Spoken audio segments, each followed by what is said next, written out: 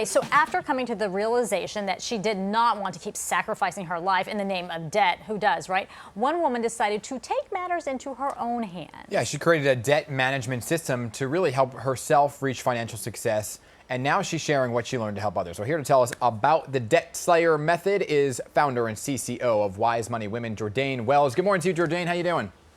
Hi, good morning. Thank you so much for having me. I'm great. Well, How are you? We're good, but we want to get out of debt. So more Right. than ever, people, obviously are so worried about debt and how to tackle it, especially in this current climate we're in. People are losing their jobs. So what was your wake-up call to kind of tackle your own debt?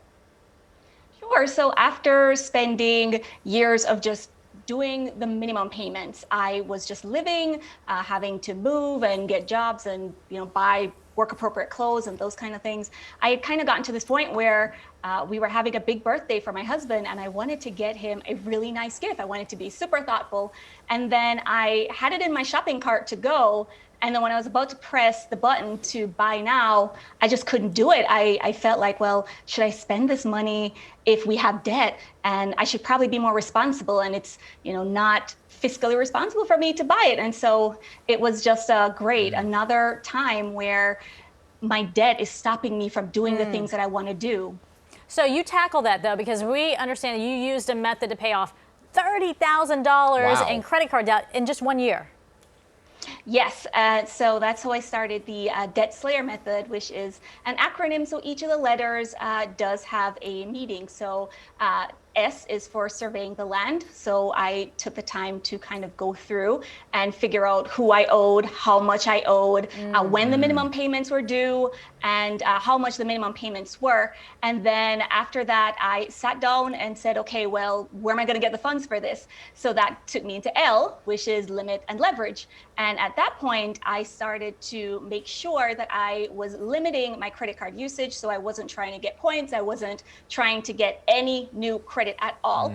And then I had to leverage my income better. So that meant looking at all of my expenses, finding ways that I could lower each of them. And just from every expense, it was a conversation. What can I do to make this cheaper and still be able to have the things that I want?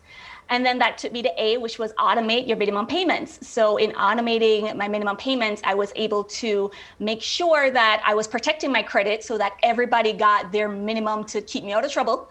And then I was able to make sure that later on I was going to be in a good position. And it kind of takes the headaches of trying to figure out when is a bill due and did I pay it and all that kind of stuff. And then the Y takes us to yes, you have to pay extra. And in order to pay down my debt as quickly as possible, we have to make those extra payments. And the biggest transition is to not think that because it's a small payment that it doesn't matter.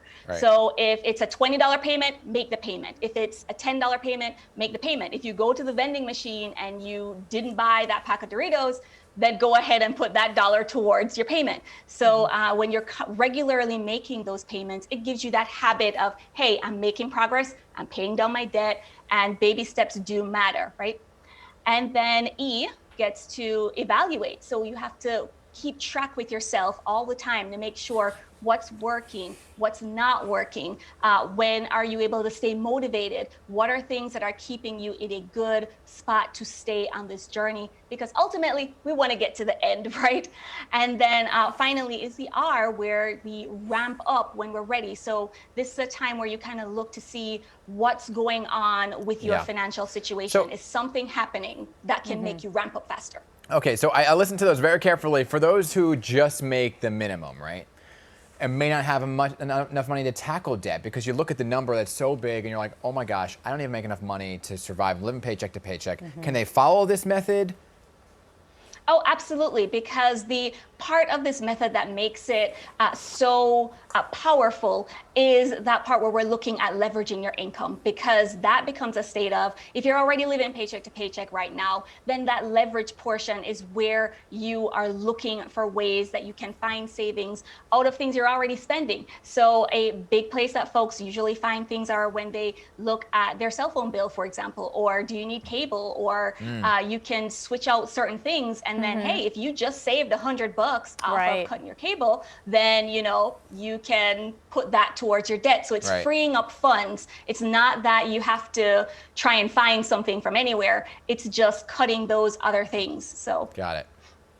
Great information. It's so true. Sometimes if you just call your cable company or a phone company and say, hey, I need to lower this, they'll help you find ways to do so. Or when you say I'm leaving. Oh, yeah. I'm leaving. I'm cutting service. And they're like, wait a second. Yeah. Let's reduce your The bill by 80 retention bucks. department is what it's Yeah. called. Can you send me there, yes. please?